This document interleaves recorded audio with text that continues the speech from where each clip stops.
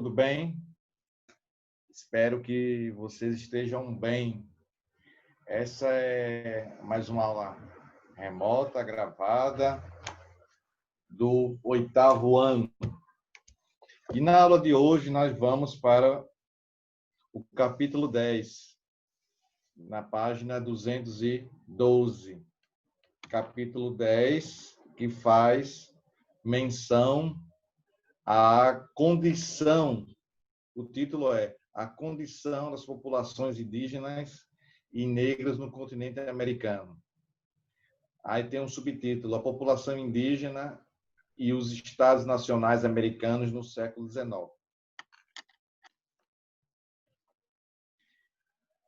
Então, vamos começar. A construção, o processo de formação teve várias situações, não é? Porque os habitantes indígenas foram os primeiros povos a habitar o nosso continente, o continente americano. E daí, alguns fatores fizeram com que o processo cultural indígena fosse alterado de alguma maneira. Por quê? Porque a população indígena era bem maior do que era hoje e estavam dentro de um processo étnico, cultural, racial, bem presente aqui no continente americano. No entanto, eles vão passar por um processo de mudanças obrigatórias. Por quê? Porque o colonizador foi invadir a terra que era indígena, modificou a sua forma de viver, obrigou os indígenas a migrarem para o interior, se refugiarem no interior, aquelas tribos que viviam no litoral brasileiro. Estou dando o Brasil como exemplo, tá certo?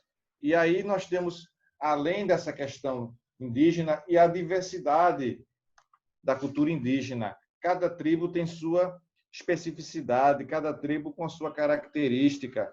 E aí a mudança que vai ocorrer é a presença desse índio dentro do continente americano e, ao mesmo tempo, o colonizador obrigando a esse indígena para que ele se afastasse do litoral, fosse cada vez mais para o interior.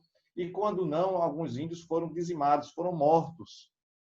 E aí a gente percebe, apesar de todo o processo de assassinatos, de influências negativas, expondo o índio, massacrando a população indígena, os indígenas conseguiram ainda, com muito esforço, com muito sacrifício, manter a sua cultura. As populações de determinados estados do Brasil, estou falando no caso brasileiro agora, conseguiram permanecer, ter a sua cultura inalterada, não é? Como se fosse uma cultura primitiva. E em algumas situações, o índio, aqueles que foram, não é, colocados para o interior, depois, além de ser colocados para o interior, tiveram que conviver com a devastação de florestas, que vai dificultar ainda mais o seu habitat, a sua sobrevivência. Muitos, aí eu venho a mencionar casos em que os índios, casos esporádicos, individuais, que vão buscar a sobrevivência no interior do Brasil, no caso específico aqui do nosso país, vivendo uma vida, não é, de uma pessoa isolada, que ele perdeu o contato com sua tribo, está vivendo de forma isolada no interior do Brasil. Pois bem, temos isso posto, agora nós vamos avançar para o conteúdo propriamente dito após essa introdução, não é? Aí vai aparecer aqui para vocês termos como sendo minoria, etnia, povo primitivo, civilizado, aculturação, sincretismo, mestiçagem. Sincretismo é uma assimilação do objetivo de eliminação de conceitos antigos, mas com alguma resistência, aceitação de outros tipos de conceitos novos, recentes. Isso é o sincretismo religioso, né? Essa busca incessante por esse sincretismo, essa aceitação e assimilação e aceitação de outras religiões. Pois bem, Diz assim, ó, a construção de um Estado não é tarefa simples. Os processos de independência nas Américas têm diferentes elementos. E apesar de inseridos na crise do antigo regime, cada país conjugou suas reclamações e possibilidades de maneiras particulares. Se comparado aos dias atuais, o mundo, no século XIX, era menor, não em proporções, mas em abrangências. A globalização hoje apresenta um desafio maior, a manutenção das identidades locais. Sem dúvida, a manutenção dessas identidades regionais, locais, étnicas. Étnicas tem a ver com as raças. É uma dificuldade, é um processo que é dificultoso com toda essa globalização, com todo esse avanço tecnológico. Então, a globalização hoje apresenta como desafio a manutenção das identidades locais, frente às influências que se apresentam pelas várias mídias com os que conectamos diariamente. Nesse cenário, as culturas locais se adaptam, assimilam e resistem às mudanças. Uma prova de que as identidades estão vivas quanto os povos que as carregam. Isso na página 213. Se considerarmos que a globalização se inicia nas grandes navegações, pensamos em um processo longo em relação às populações indígenas do Novo Mundo. Se comparadas, a América Hispânica e Portuguesa apresentam diferenças fundamentais no contato entre europeus e indígenas. O choque entre a cultura religiosa espanhola e as práticas ritualísticas dos povos indígenas em seus domínios coloniais levaram a uma tentativa de aculturação, para eliminar aquilo chamado de selvageria. A catequese portuguesa, a catequese que a gente viu lá no 7º ano, em relação à chegada dos jesuítas, trazidos por Duarte da Costa, aquele governador geral. Estão lembrados disso? Muito bem. A catequese portuguesa, por sua vez, procurou adaptar a religião indígena ao cristianismo católico, o que deu início ao sincretismo no período colonial. Ambos os modelos deixaram marcas e são a base de como os estados nacionais, surgidos dos processos de independência no século XIX, lidaram com os povos indígenas. Atualmente, estima-se que quase 8.000 nações indígenas, chamadas de minorias étnicas, façam parte de estados-nações em diferentes lugares do mundo. Sua participação social, econômica e política sofre duras restrições devido à ideia de que o Estado é formado por uma nação e não pela pluralidade de nações. A concepção de Estado-nação, cunhado na Europa, é fruto de uma mentalidade moderna e da concepção de homogeneidade linguística, biológica, religiosa e territorial. O projeto de Estado crioulo nas Américas do século XIX via nas nacionalidades indígenas um obstáculo. Quando é que começa o século XIX, professor? Muito bem. Lá em 1801, temos o início do século XIX. E esse século XIX ele é super importante. Não que os outros não sejam. Ele é tão importante quanto os demais. No entanto, ele tem uma concepção de mudança muito constante com o passar dos anos dele. Não é? Aqui tivemos a relação Europa e Brasil com a queda do Império Napoleônico em 1815 e, logo em seguida, a proclamação da nossa independência em 1822, depois a chegada do primeiro reinado, o segundo reinado brasileiro, 30, depois em 40 o segundo reinado,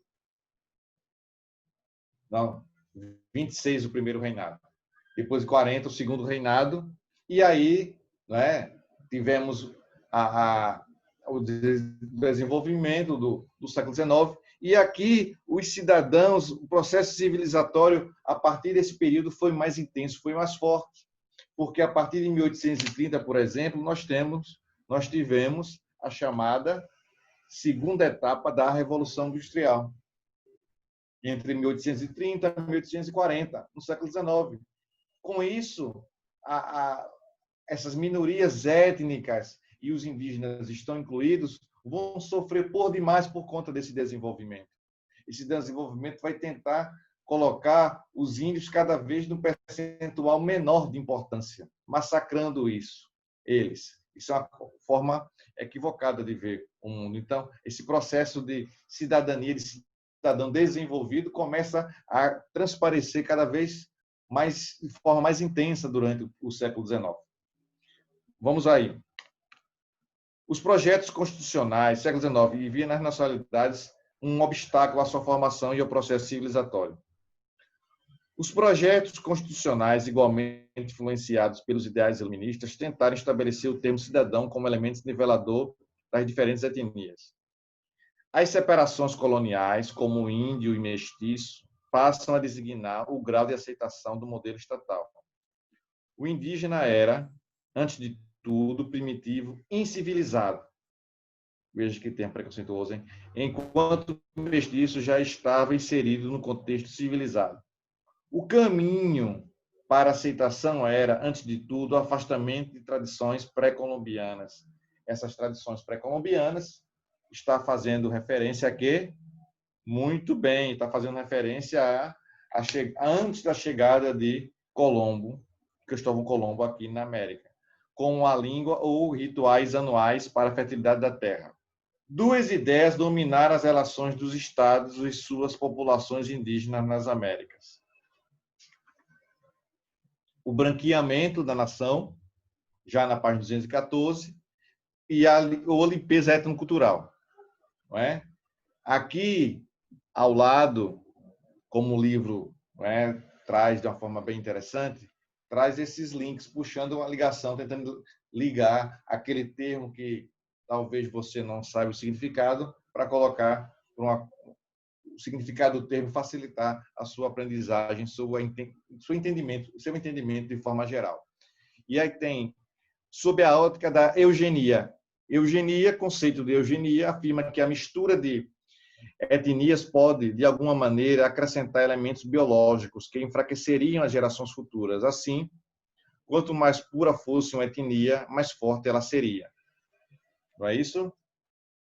Então, sob a ótica da eugenia europeia, houve uma tentativa sistemática de eliminação tanto de mestiços quanto daqueles considerados primitivos. Muitos compuseram exércitos nacionais em conflitos como a Guerra da Cisplatina e a Guerra do Paraguai.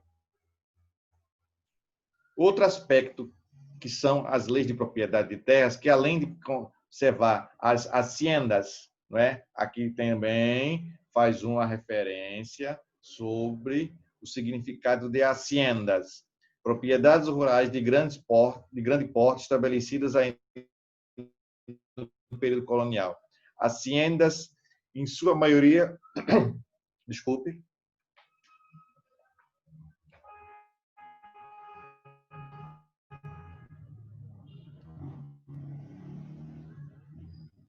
hacienda, em sua maioria, dedicavam-se a atividades agrícolas, ainda que alguns haciendeiros em suas propriedades. Esse foi o link, voltando para o conteúdo em si. Haciendas nas mãos da elite crioula, mesmo entre aqueles que encontraram a separação da Espanha. Também dificultavam o acesso para aqueles não alfabetizados em espanhol. O resultado disso é o rápido empobrecimento das comunidades camponesas. Outro fator, incentiva a mestiçagem. Na contramão do projeto eugênico, não é? que não queria a mestiçagem, não queria que as etnias pudessem se misturar. Aqui não, você vê, nesse momento, o incentivo à mestiçagem. Na contramão do projeto eugênico de alguns estados, o projeto de mestiçagem visava ao enfraquecimento de identidades culturais. A consequência seria uma absorção lenta e gradual dessas populações ao Estado-nação, preservando assim a mão de obra vital para uma industrialização, por exemplo.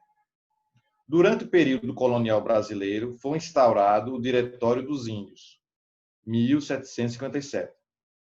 Lei que organizava as comunidades em aldeias ou vilas administradas por um diretor de origem portuguesa. Também contavam com a presença de uma escola, que deveria ensinar a língua oficial e o uso geral. A língua oficial e o uso da língua geral. Né? Essa língua geral era uma mistura entre as línguas indígenas e o português.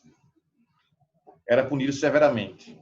No século XIX, a ideia de um Estado tutor dos índios reaparece no Brasil, estimulando, inclusive, sua incorporação à Guarda Nacional. Independente da abordagem dada pelo Estado-nação do século XIX, os povos indígenas eram percebidos como elementos passivos, nunca agentes de sua própria história. Não é? Nunca agentes de sua própria história.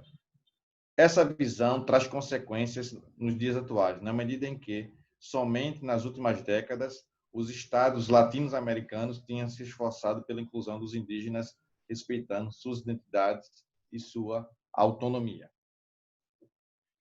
Vamos lá, prosseguindo. Aí temos aqui, tem uma situação que traz. Aconteceu a luta contemporânea em prol da autonomia defendida pelo movimento indígena brasileiro, significa a luta pela emancipação social, política e econômica dos povos indígenas, capaz de tirá-los das péssimas condições de vida a que estão submetidos como resultado de séculos de dominação e exploração colonial. É um tema muito interessante, viu? Que trata da defesa da população indígena e do primeiro pacto dos direitos civis e políticas sociais e culturais voltados para os indígenas. Nós temos, então, na página 216, duas questões aqui. A segunda questão, página 216, diz assim: um dos elementos para a inserção atual das comunidades indígenas, para serem inseridas, colocadas, atual das comunidades indígenas é ideia de autodeterminação. Conceitue e apresente com suas palavras qual a importância disso no processo de formação de uma entidade cultural, Para que você possa fazer essa questão, eu te indico você ler esse trecho aqui aconteceu na página anterior, na página 215, para responder essa questão 216. Então, interessante seria, só vou dar uma dica, interessante você ver que o processo de colocação dos índios como agentes da sua própria história permite que eles vão reconhecer os seus marcos identitários, seus espaços, monumentos históricos. Deu para entender? Então, o índio ele tem que ver que ele é agente da sua própria história, né? Permite reconhecer os seus marcos, seu marco de identidade, seus espaços e suas características, né? Seus personagens, por aí vai. Essa é a segunda questão. A terceira tem assim: analise a imagem e considere como o indígena é representado. Essa imagem é de Pedro Pérez, Elevação da Cruz, em Porto Seguro, 1861. Diz assim: qual seria essa interpretação que a gente deveria ter? Como o indígena aqui está sendo interpretado?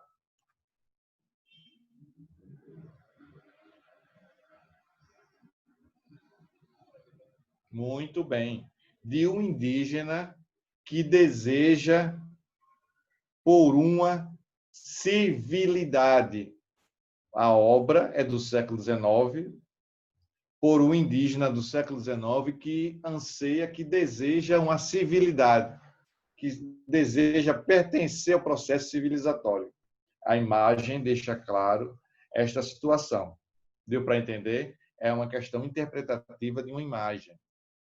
Então, você vai analisar os aspectos do homem branco colocando a cruz de pé e os outros indígenas ali admirados, sabendo que esse tipo de cultura não faz parte deles, mas, de certa maneira, eles estão sendo pressionados a participarem, a estarem aqui. E vai dar esse processo, vai dar esse ar de civilidade a eles, eles participando do processo cristão, do mundo cristão, do homem colonizador. Deu para entender? Muito bem. Isso mesmo, isso mesmo, isso mesmo, isso mesmo, isso mesmo. Vamos prosseguir, então.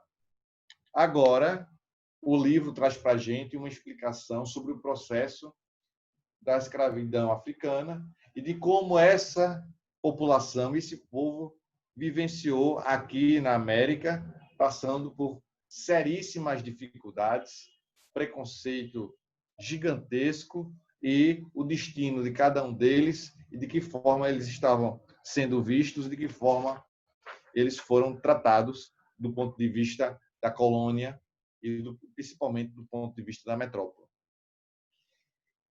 Pois bem, 217, assim, vamos lá. O processo de escravidão africana. Processo de escravidão africana. A dinâmica da escravidão africana na América Hispânica é distinta daquela vista no Brasil, ainda que de origem ambas sejam a mesma.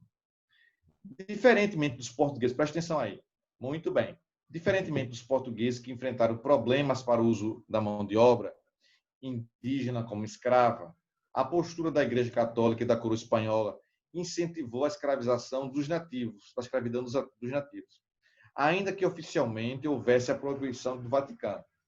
Além desse incentivo a comunidades indígenas que já tinham princípios escravistas, como a Guerra Flórida, aí, com isso, nesse momento, temos a Guerra Flórida, um link que está colocado ao lado na página.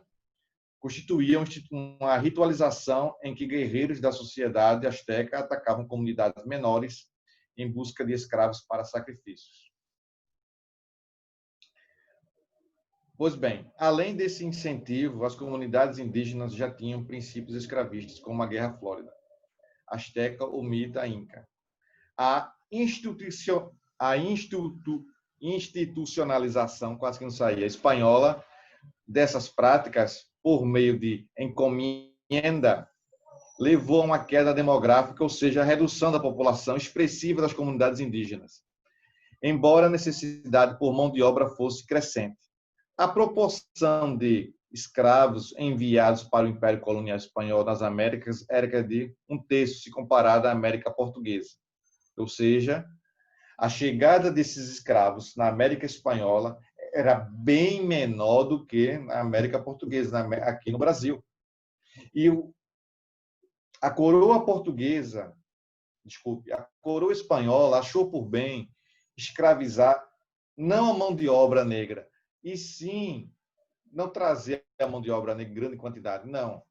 Só em alguns países, eu acredito que na Colômbia tem uma grande quantidade, houve uma grande chegada de mão de obra negra. Eu não estou me recordando, acredito que só a Colômbia e o Brasil são os maiores contingentes aqui. E a coroa espanhola achou por bem fazer dos nativos escravos e fazer dos indígenas escravos, diferentemente aqui do Brasil. Os indígenas passaram pouco tempo sendo escravos e a mão de obra escrava negra veio para o Brasil. O destino desses escravos africanos, prosseguindo aí na página 217, era diverso. Alguns seguiam para plantejos no sul dos Estados Unidos. Outros, absorvidos nos engenhos de açúcar e nas plantações de fumo na região do Caribe. Uma quantidade muito pequena era encaminhada para o trabalho nas minas, que, por sua lucratividade, permaneceu sob controle dos encomendeiros espanhóis. A maioria exercia atividades urbanas, como artesãos e serviços domésticos. tinham o cristianismo como religião e certa liberdade de locomoção. Outro elemento característico da escravidão africana na América Espanhola era o jurídico. Era jurídico. A servidão era pessoal, isto é, os filhos de escravos nasciam livres. O tráfico, a escravidão, a manumissão ou alforria são elementos de um mesmo processo de introdução do africano na dinâmica colonial americana. Deu para entender? Vamos fazer algumas questões, algumas atividades aqui. Vamos lá?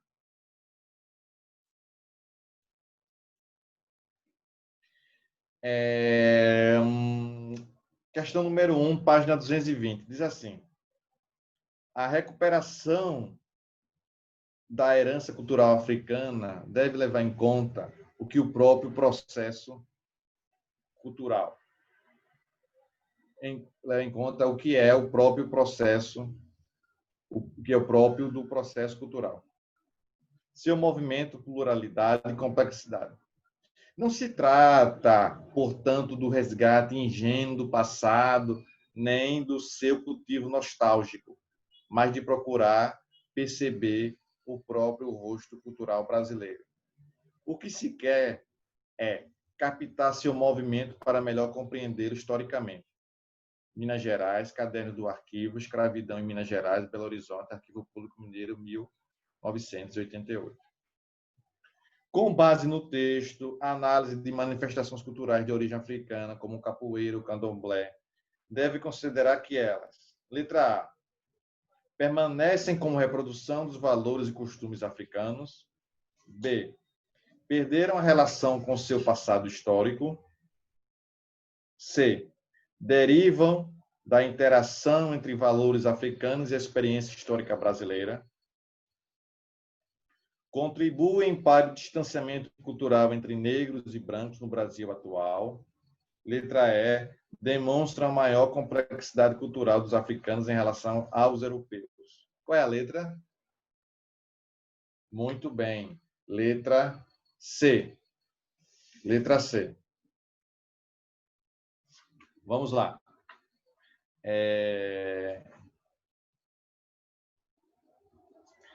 Terceira questão, página 221. Página 221.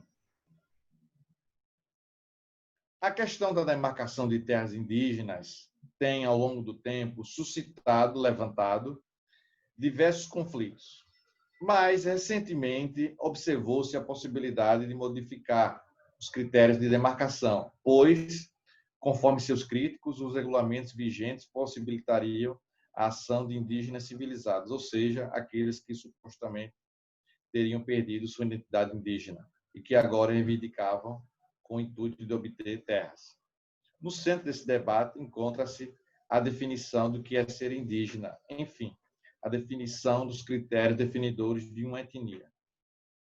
Para os estudos antropológicos atuais, define-se uma etnia por meio da letra A, identificação da presença de traços fenótipos comuns a uma população, atrelados ao cultivo de uma tradição cultural. Letra B, vamos aguardar. A ocupação territorial de um país específico e pela persistência de traços culturais tradicionais. Letra C, identificação de uma concepção partilhada por uma população da existência de uma trajetória histórica comum que funda uma identidade. Letra D, identificação de traços raciais comuns a uma população aliados a elementos culturais específicos. Qual seria a letra, então? Terceira questão, página 221.